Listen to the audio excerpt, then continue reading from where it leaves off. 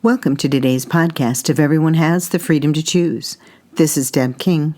Join us for today's cornerstone conversation. Servant leadership is for all. Times of comfort, pain, and challenges come and go. People drift in and drift out of our lives. Seasons pass and usher in new. Some easy, some not so much. Sometimes with a gentle breeze, other times like a hurricane. There are times we do seemingly small things for others, yet at times those actions become huge for them. There are things in our own lives that appear big, and as we give into others' lives, our big suddenly seems much less significant. Life over the last few months brings servant leadership clearly into focus. As we work with healthcare professionals, church support teams, funeral teams, business relationships, ministry teams, families, and friends, we are mindful that we have been given a gift in the example of Jesus. Jesus, our servant leader, shows us the way to bring hope into a hard place. Jesus is the ultimate example of servant leadership.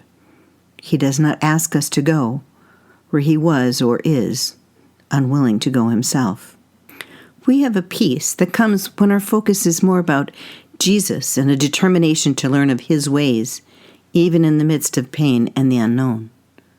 In Psalm 119, verse 105, King David declares, "Your word is a lamp to my feet and a light to my path." We are not alone, left without support or direction. The men that followed Jesus, learning his ways, walking day by day, give us their experiences throughout the four Gospels. These are their experiences of being led by a servant leader who taught them how to lead through all circumstances, not only in peace, but in difficulty, pain, and sorrow as well. We are not promised ease and comfort, but that Jesus would walk with us through all circumstances, guiding, strengthening, and encouraging us as we keep our eyes on him. I am grateful.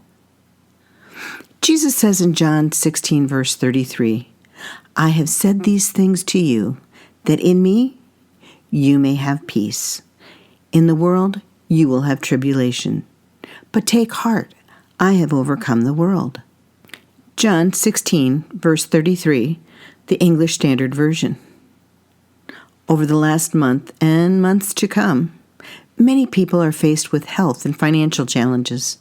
Servant leadership is needed more than ever.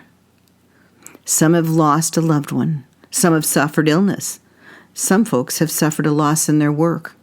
There are those who have suffered loss financially. All need their hearts to get filled and know that together we will get through. It can be a simple gesture, a sacrifice. It may seem small in one sense, yet for some it is big. We all need to share, to serve, to give, each in our own way. There are those who need to feel, tangibly see, unconditionally know God's love in an uncertain time.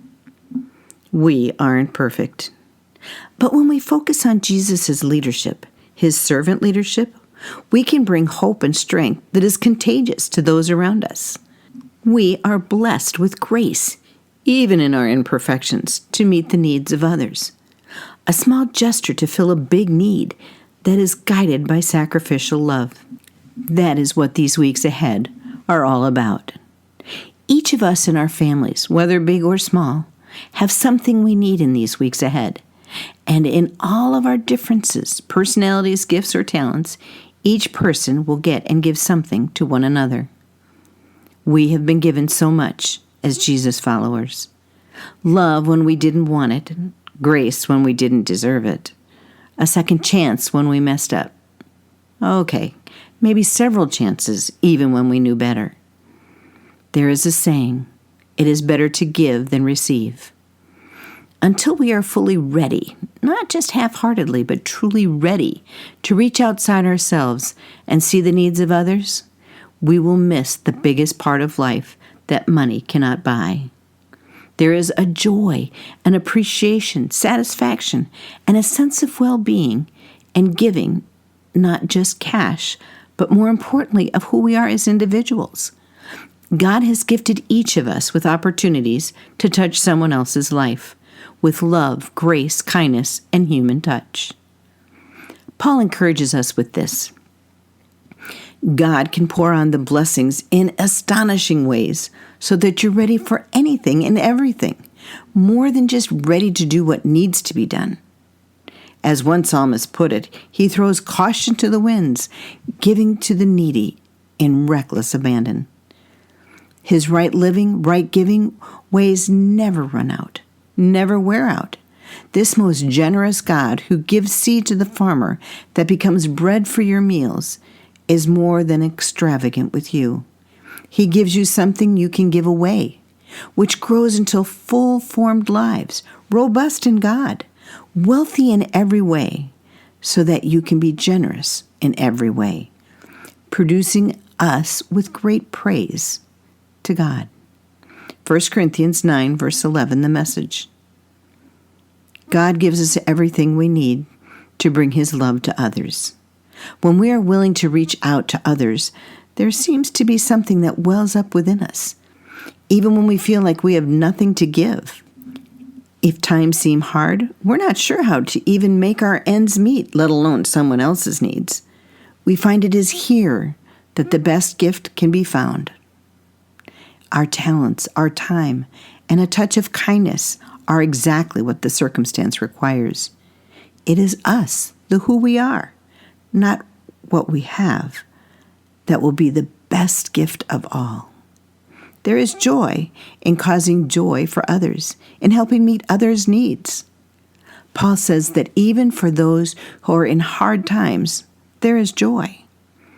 Though they have been going through much trouble and hard times, they have mixed their wonderful joy with their deep poverty, and the result has been an overflow of giving to others.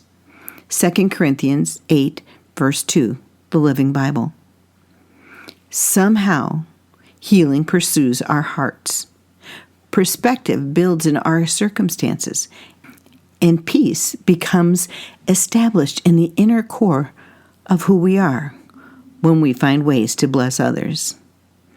As Jesus followers, we have been richly blessed to be a blessing.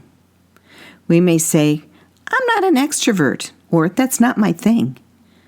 Maybe it's time we try. Is it time for you to stop, look around, and consider whom you can bless today? Thanks for listening and being a part of our conversation. You are welcome to pass it on. You can find us at www.debaking.com.